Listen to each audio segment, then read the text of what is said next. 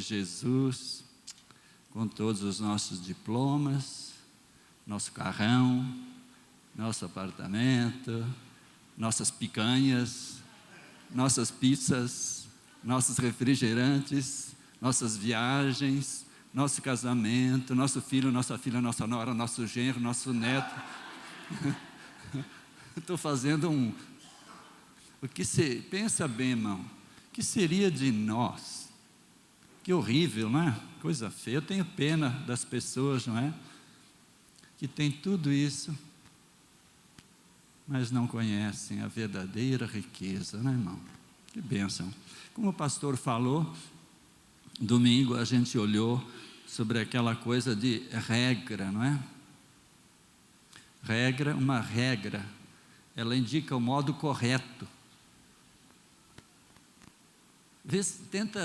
Tenta guardar isso. Modo correto de pensar ou agir num determinado caso. Isso é o dicionário que fala isso. Eu achei isso sensacional. Uma regra. Então eu falei para vocês que a palavra de Deus tem algumas sugestões para nós. Mas a maioria da palavra de Deus, ela contém regras. Se lembre disso sempre. E se você não obedece aquelas regras, existe o quê? Penalidade, né? O penalty.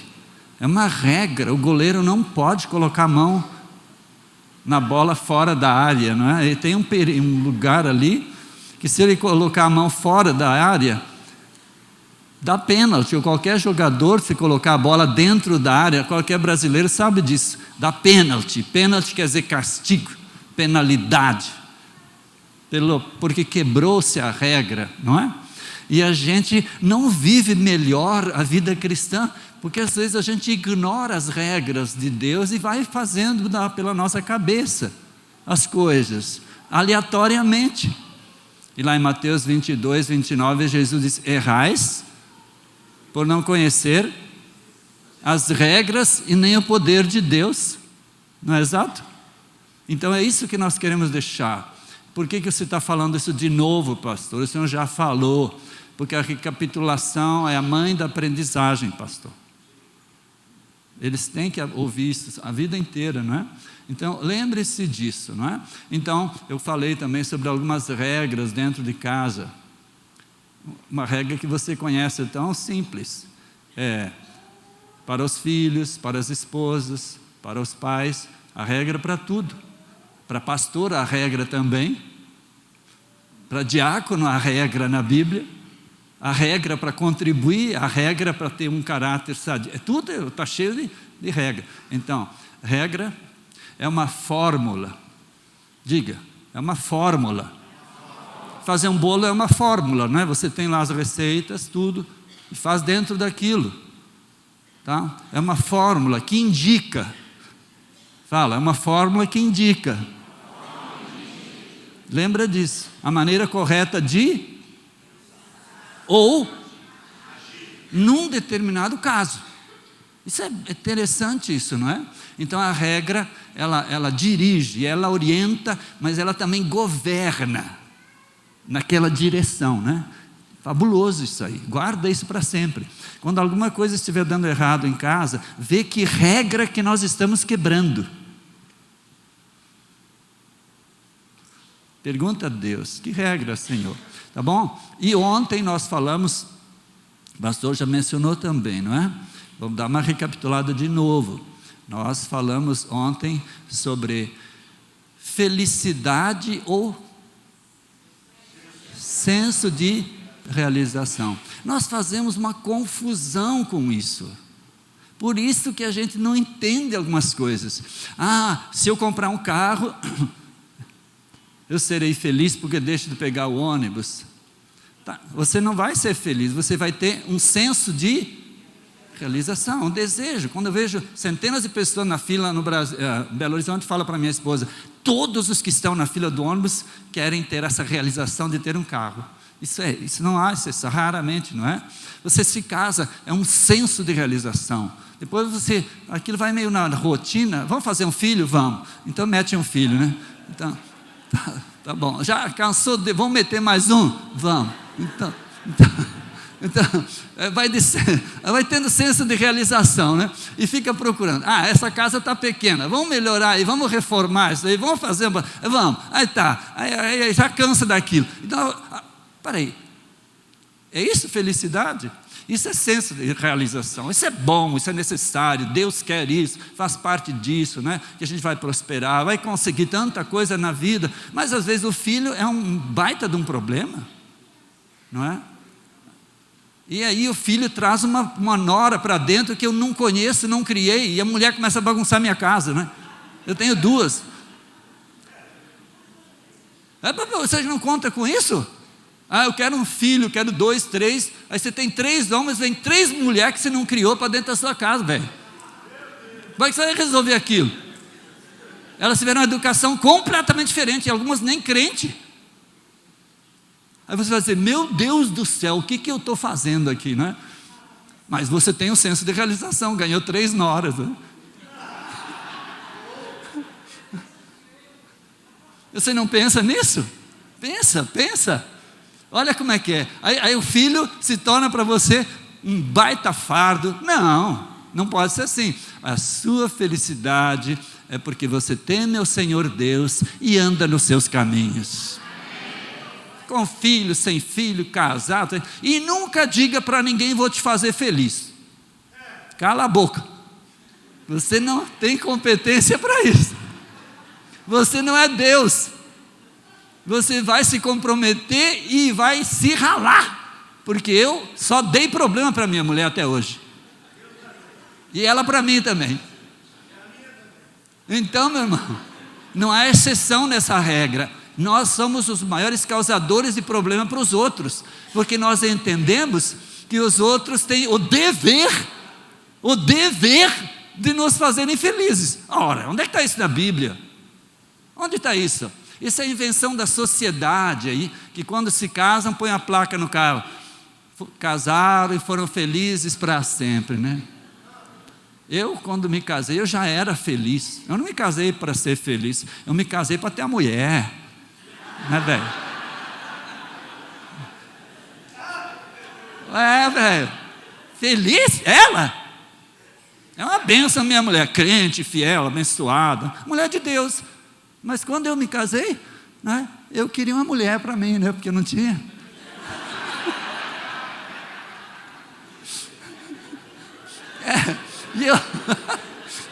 Velho, eu só namorei uma mulher porque era tão feio que ninguém queria.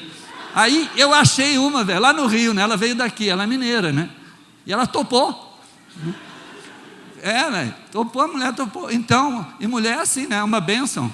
Ela olha muito para o futuro. Ela fala, esse cara vai dar em alguma coisa na vida, né? Não, porque ela quer segurança, cara. Ela quer dinheiro, ela quer roupa nova.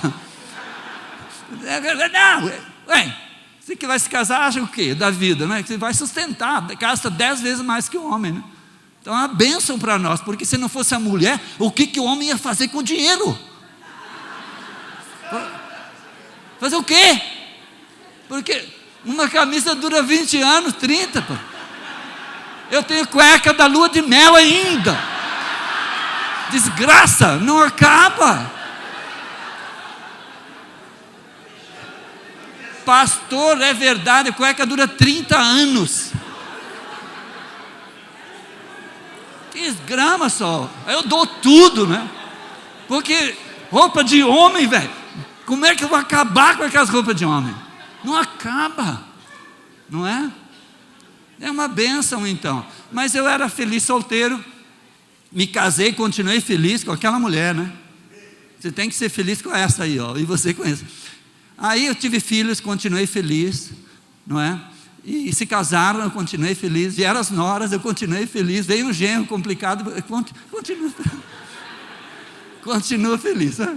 Então abra o olho com esse negócio de senso de realização ou felicidade. Diga, eu sou feliz. Mesmo casado. Velho.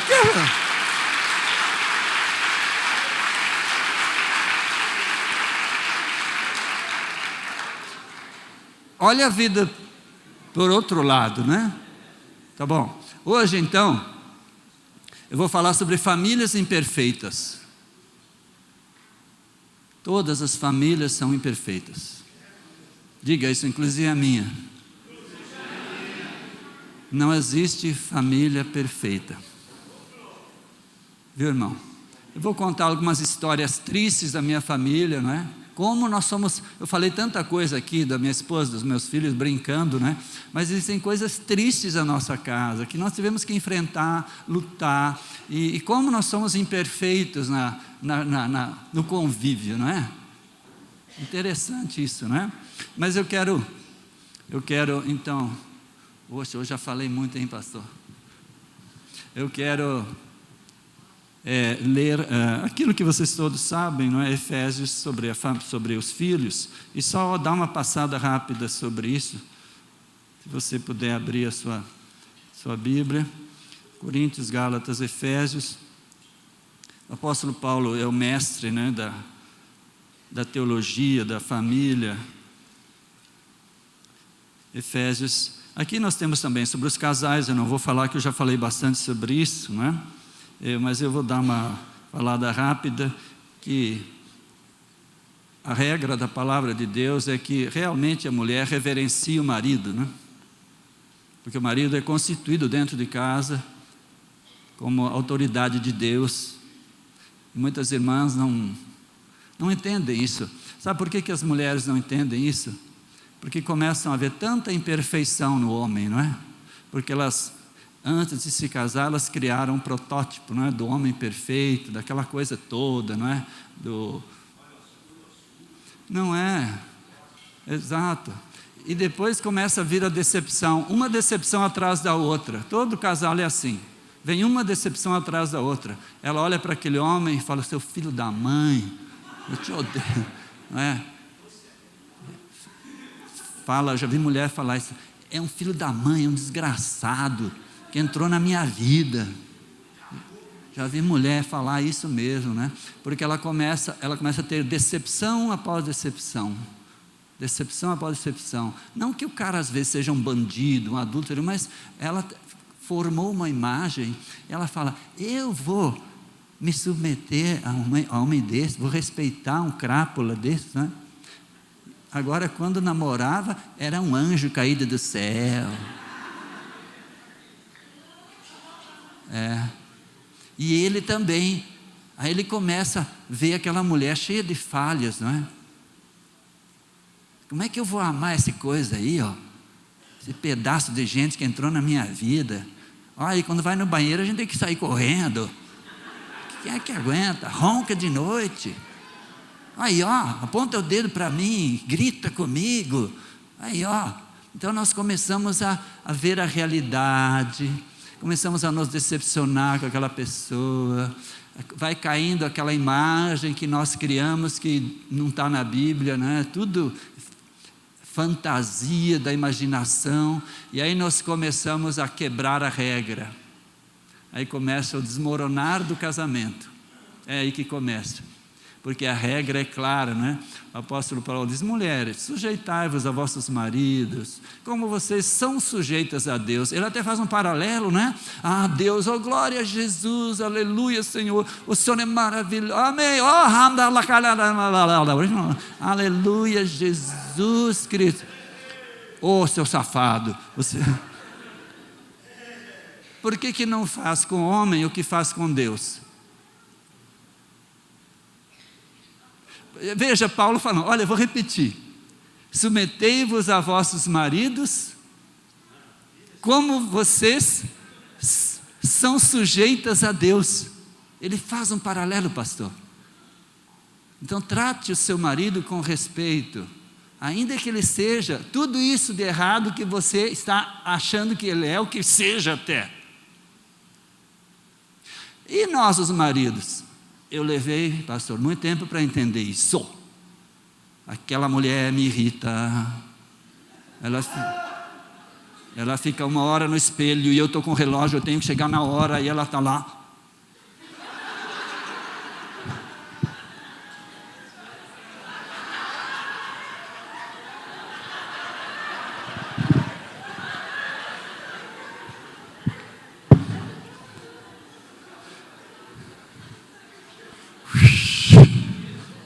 Aí eu penso assim, Rubens, ama essa mulher igual Jesus amou a igreja. E se entregou por ela. Eu vou me entregar? É capaz.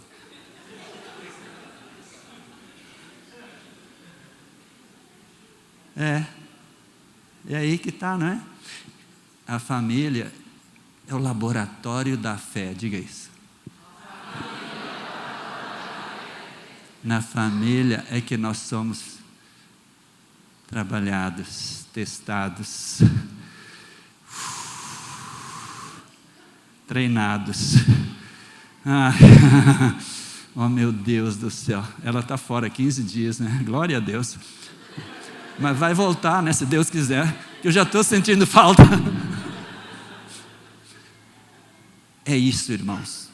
A gente perde aquele chique e começa a achar, não, isso aí não foi Deus que me deu, não. Isso aí foi outro que me deu, porque não pode ser. Aí nós quebramos a palavra. Não quebre a palavra, irmão, não quebre.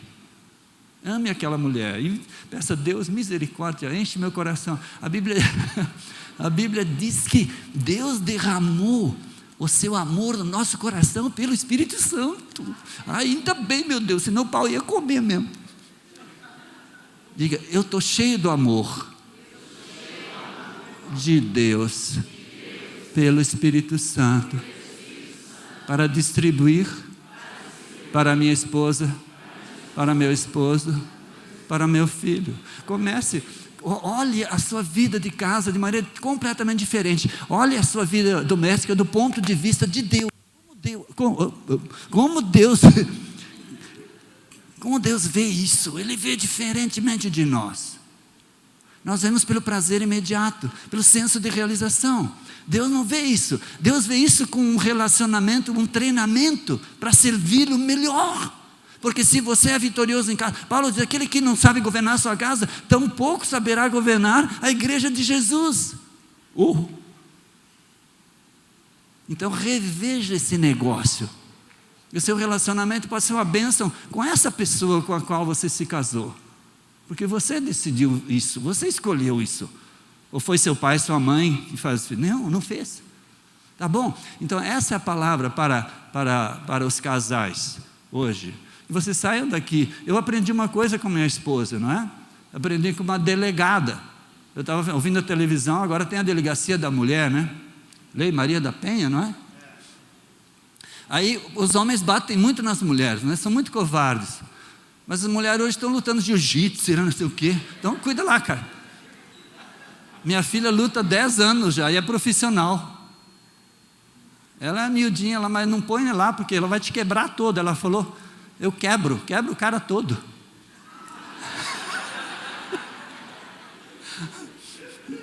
É verdade. Então não vai brincar não, né? Mas o que estava falando? Eu me esqueci.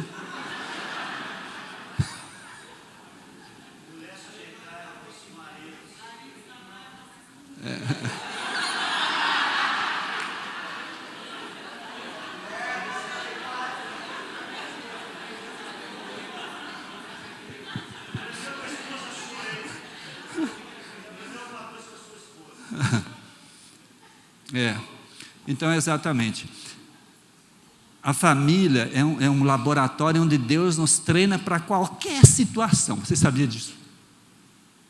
Porque eu tive que aprender a lidar com a minha mulher, eu aprendi a lidar com os membros da igreja, que são muito mais fáceis do que lidar com a minha mulher.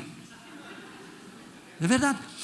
Olha, ser pastor dos irmãos é uma bênção, mas ser pastor daquela mulher, gente, é duro. É verdade.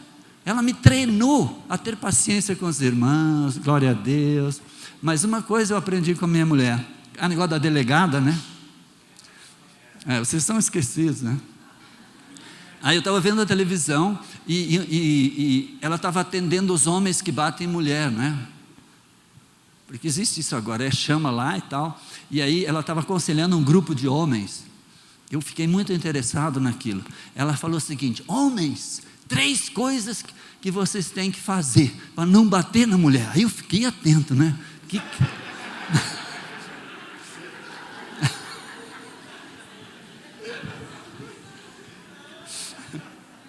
Ela falou: primeira coisa, você tem que aprender a ficar calado, porque a mulher não vai parar de falar.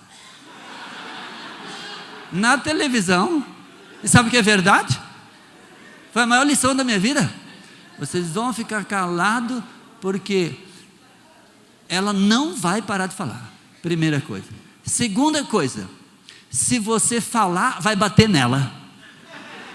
Terceira coisa, se você não conseguir ficar calado, ouvindo, tem uma terceira solução. Quando ela começar a falar muito, você fala assim: dá licença que eu tenho que apertar, tenho que ir no banheiro.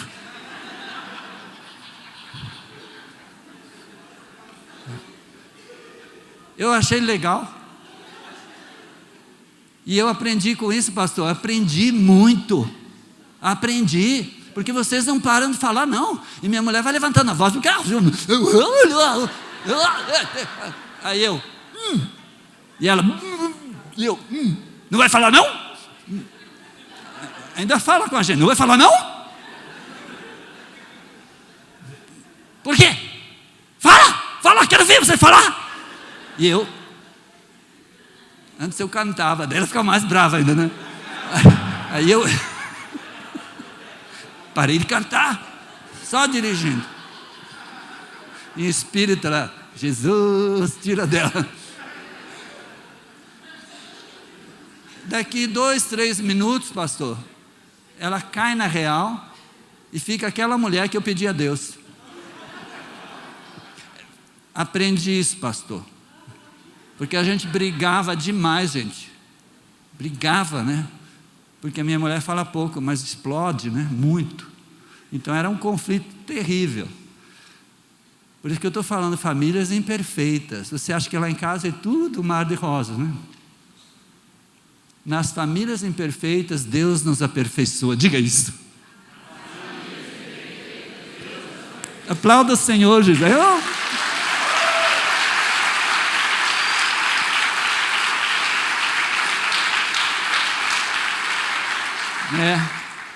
Ali que está a perfeição. Deus vai trabalhando a gente naquele convívio ali, não é? E para os filhos, como eu falei, vou dar uma palavra bem rápida, para que nós possamos entender um pouco sobre isso. Efésios 6: filhos, obedeçam aos seus pais no Senhor, porque isso é justo. Honra teu pai e tua mãe. Você sabe isso, né? Primeiro mandamento com promessas, para que te vá bem, etc. Eu quero falar muito sobre a obediência, não vou falar tanto. Eu vou falar por uma palavra que é pouco falada, pouco explicada nas igrejas. Eu vou falar sobre honra. O que é honrar? Eu fui pesquisando, não é? Muito interessante isso. Vamos ficar em pé, fica em pé um pouquinho. Dá uma descansada, né? Se sua esposa está aí, fala: ô bênção, seu marido, né? Amém? É bom. Hoje, pastor, eu vou me estender um pouquinho mais, tá? Não muito. Pode se assentar.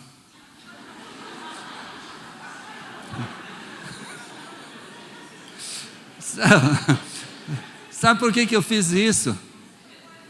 Eu vou explicar para vocês. Vejam como a palavra que a gente profere tem poder. Quantos quilos eu levantei só com uma palavra?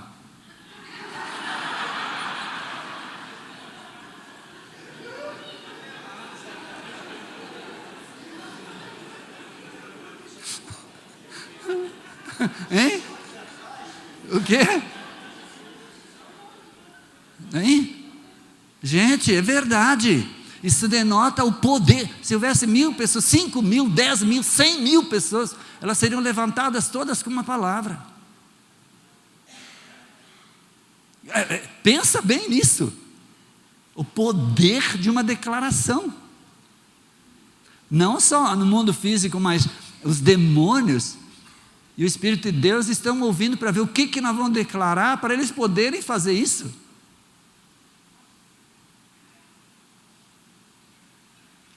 Então, cuidado com o que a gente fala em casa. A gente tem que aprender a calar, sim, para que as coisas andem. Alguém tem que calar-se.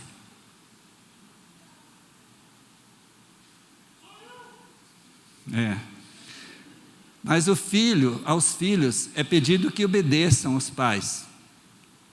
Agora vem a palavra honrar. Sabe o que o irmão, sabe o que é honrar?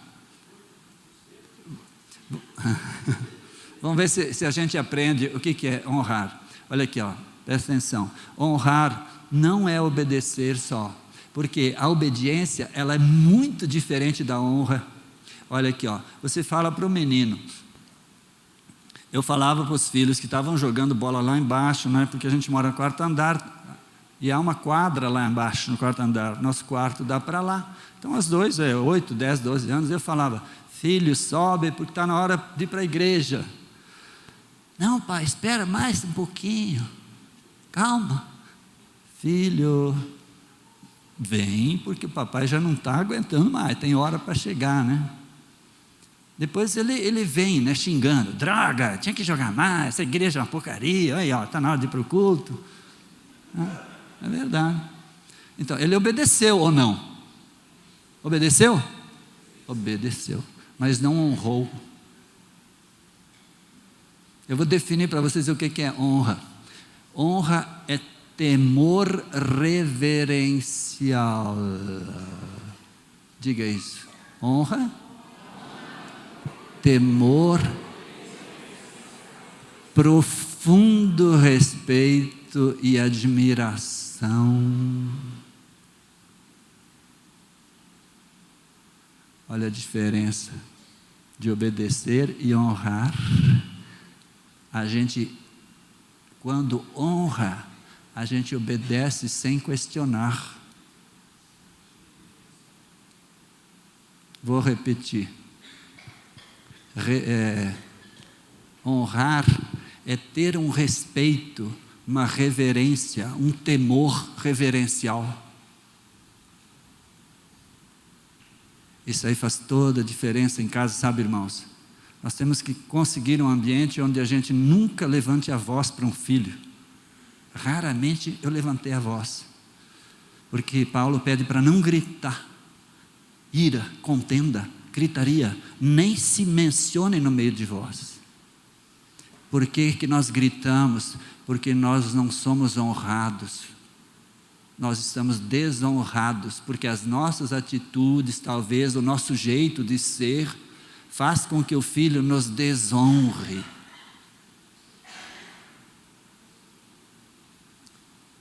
Eu passei a sempre falar normal com os meus filhos, sempre, olha meu filho, papai não vai gritar com você, mas se você não obedecer, eu já falei ontem, eu tinha umas varinhas lá, depois eu optei por um cano assim, um caninho plástico bem fino, né, porque não quebra, e eu falando assim, irmãos,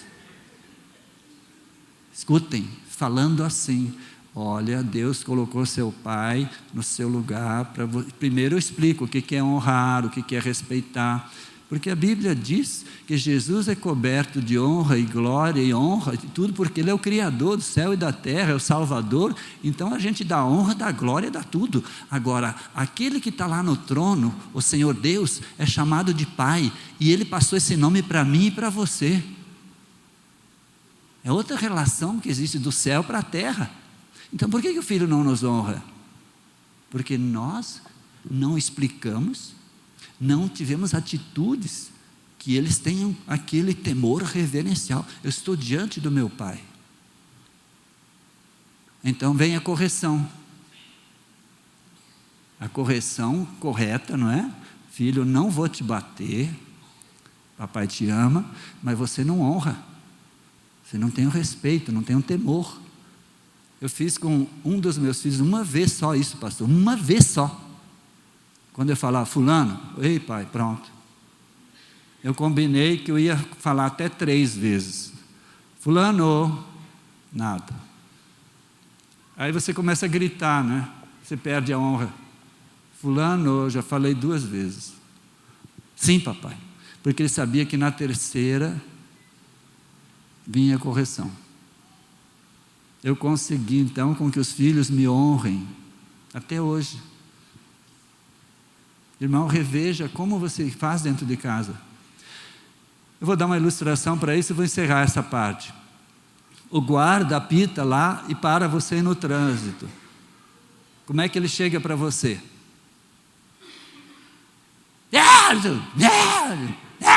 Aí você... É assim? Se você fizer isso, ele te mete a algema, porque ele tá com uma farda.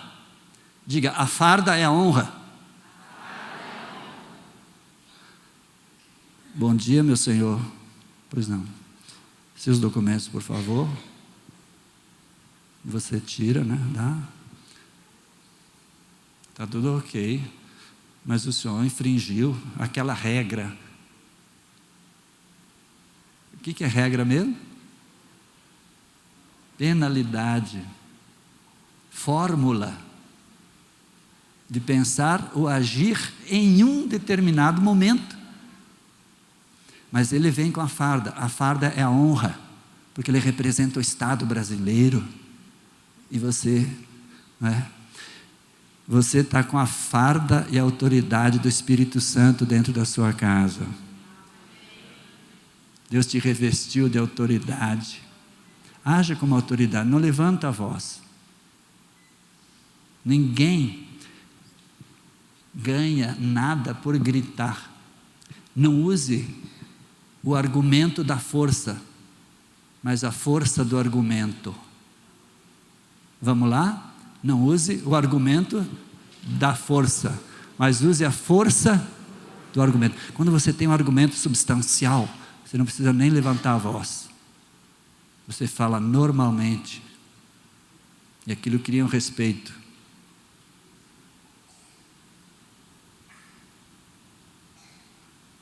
Isso é fantástico. Isso é tremendo, não é?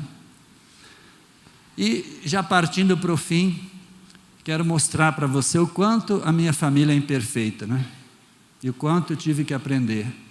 Vieram as 2 noras, eu tive que aprender a lidar com isso. Veio um genro, que já falei ontem, filho de sacerdote, budista, não é? Não sabia criar meu neto. Eu tive que ficar até 3 da madrugada com a filha que queria educar, ele não queria, não é? Olha a imperfeição que entrou dentro da casa, não é? Um filho era noivo de uma moça, ele morava nos Estados Unidos, e a moça já estava, ele estava noivo, pronto para se casar, ele lá, ela aqui, e ela o abandonou, e o menino quase que enlouqueceu nos Estados Unidos. Ele falou: pai, eu só não me matei porque eu sou cristão. Olha a imperfeição da nossa. Eu falei: volta, meu filho. Arrumou uma outra moça aqui no Brasil, depois de 3, 4 anos casados, querem ter um filho, né? Aí a médica falou: você não pode engravidar porque você tem no ovário cisto, não é? Eu sei lá que negócio. E fez tratamento e gastou uma fábula, irmãos. Aí ele chegou: pai, eu não vou ter descendência.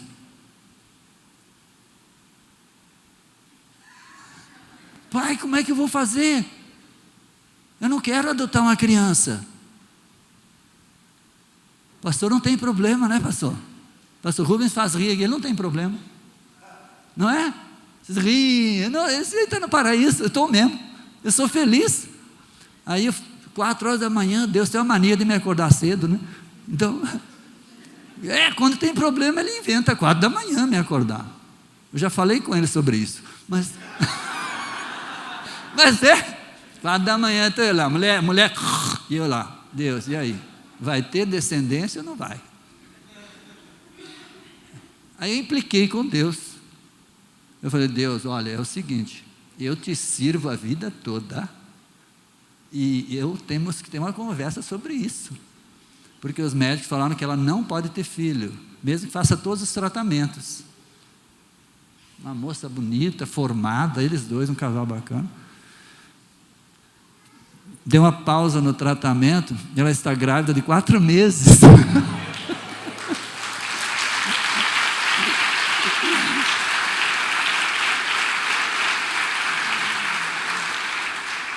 Até o dízimo deles aumentou na igreja.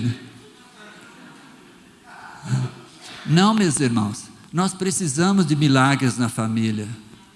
Nossas famílias são muito imperfeitas, mas Deus fez isso para mostrar para nós que Ele é o Senhor da nossa vida. Querendo Deus, quem impedirá? Olha que lar imperfeito. Quanto problema, né? Minha esposa teve um pequeno problema na vista esquerda, foi no oftalmologista, já vinha indo todos os 3 meses, e deu um alvoroço lá na clínica. Os médicos começaram a correr, um para lá, outro para cá, né? Porque ela toca, a vida dela é tocar. Câncer no olho esquerdo. Aqui em Belo Horizonte não há tratamento, tem que ir em São Paulo, o próprio oftalmologista ligou para São Paulo, marcou, tem que ir lá no Albert Einstein, é lá que vai ser feita essa sei lá, um negócio lá que se põe no olho, vem dos Estados Unidos, é uma fábula aquilo, ficou lá, não sei o quê, pronto, perdeu a vista, aí eles falaram, mas o câncer está avançando, nós temos que tirar o olho. Aí, 4 da manhã, estou eu lá.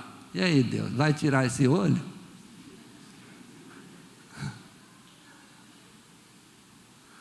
Famílias imperfeitas, né? Aí tanto tratamento, finalmente não vai tirar o olho. E nós estamos lidando com isso todos os dias, com câncer no olho. Felizes da vida, rindo, saudáveis, amém? Amém.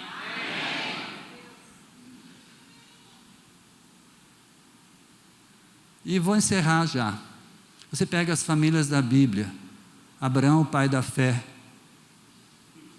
Deus falou para ele, você vai ter um filho, e a mulher pensou, eu já estou velha, Ô velho, pega a Agar aí e faz um filho nela. E Abraão deve ter, opa, legal. Né? O Abraão deve ter feito, não, que mulher legal, né? Olha aí. Até me oferece coisa boa, né? Aí, a Agar começou a implicar com a Sara, né? Desrespeitar a Sara. Olha o problema que o velho Abraão causou, né? Ele podia ter falado, não, eu já estou meio ruim mesmo, não quero saber desse negócio. Deixa para lá, mas ele, pois não, estou aqui, né? É velha assanhada. Aí essa Agar começa a implicar com a Sara, né? Aí a Sara chegou para o Abraão, para o velho e falou, e aí, essa mulher está implicando comigo aí, ó, essa mulher que você fez do fio, né? Aí o Abraão falou, ué, mas você que manda ela para mim, né? Então toma conta dela. Vai para o deserto, vai morrer lá no deserto. Gente, a gente lê a Bíblia e não coloca isso assim, né? Abraão, o pai da fé, glória a Jesus, aleluia, amém.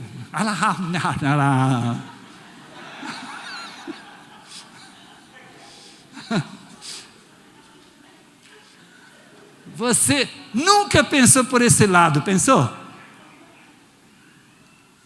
Aí Deus manda um anjo lá falar, Agar, volta, se arrepende lá com a Sara e vai entrar na casa de novo. Tiveram que receber a mulher de novo, gente. Daí nasceu Ismael. Gente, tem condição aquilo? Pensa bem, o rolo que causou isso na vida dessa família, pastor.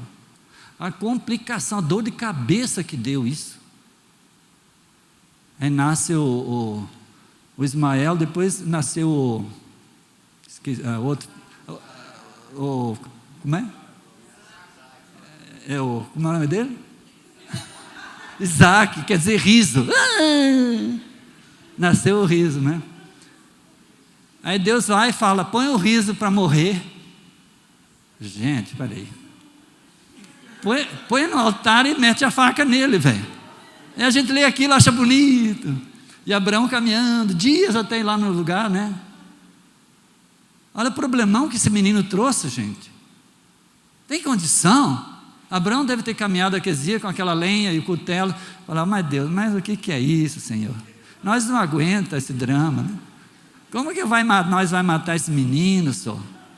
O que a Sara vai falar com nós quando chegar em casa? Vocês, seus bandidos! Ela ia falar, vocês, seus bandidos, mataram o menino, Senhor! Mas que trem doido! Não pensa pelo lado do problema, pastor. Quanto problema esse velho teve, gente? Fez um fio na Agar, teve que trazer a Agar de volta, teve que lidar com a mulher dele, teve que lidar com o filho que Deus deu. Mas Deus sempre dando uma libertação, amém? Deus sempre achando um jeito, né? Eu não vou me delongar, porque não precisa mais. Mas depois você pega os filhos do Isaac. Olha o caos que era aquilo lá, gente. Pega Jacó, pega Esaú, a Rebeca, né? Era a Rebeca, que fez uma trama com o Jacó para tapear o Esaú, que era o primo. E o bobão, pegou um prato de lentilha, vendeu a primogenitura. Aí ficou doidão e foi querer matar o Jacó. E Jacó foge, né? Jacó foge para a casa do tio chamado Lambão. Quer dizer, aí chega na casa do Lambão, né? E viu as meninas lá, a Lia e a Raquel, né? Viu a Lia e a Raquel e falou, nós quer casar com a Raquel. E o Lambão falou, 7 anos de trabalho. E o Lambão era esperto, judeu, né?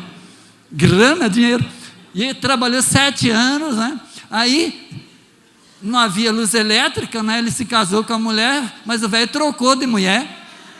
Ele falou, primeiro, na linha de produção, vai a mais velha primeiro aqui. Aí botou a Lia na cama e o bobão não viu que era a Raquel, né? Aí quando acordou, uai, trocaram de mulher.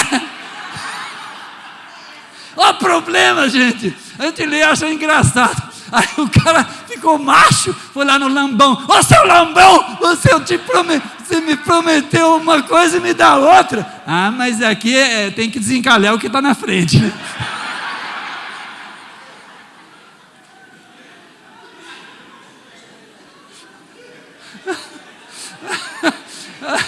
mais 7 anos, né? Aí o cara gostava tanto da Raquel, né? Que ficou mais 7, né? Aí outro problema, brigou com o velho lá com as ovelhas. Pastor, é só rolo aquele negócio lá, não é?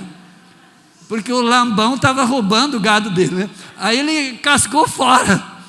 E aí outro problema que ele tinha que enfrentar, como que está o Esaú?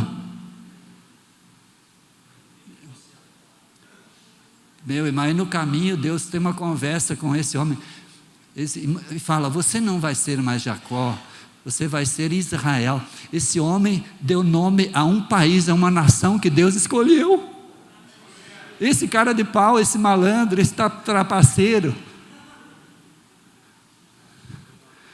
Pastor, como entender essas coisas? Toda família é imperfeita, igual a sua, igual a minha. Porém, é dentro da família que Deus mais nos aperfeiçoa. Não é no trabalho, não é na igreja, não é na escola. É dentro da sua casa que Deus vai aperfeiçoar você. Entenda isso. Não brigue mais. Não grite mais. Traga a honra de volta dos filhos para você. Olhe para aquela mulher e fala, Deus me deu essa mulher, e é isso mesmo. Deus me deu aquele homem, é isso mesmo. Deus me deu esse filho, é isso mesmo. Que Deus te abençoe, amém? Amém.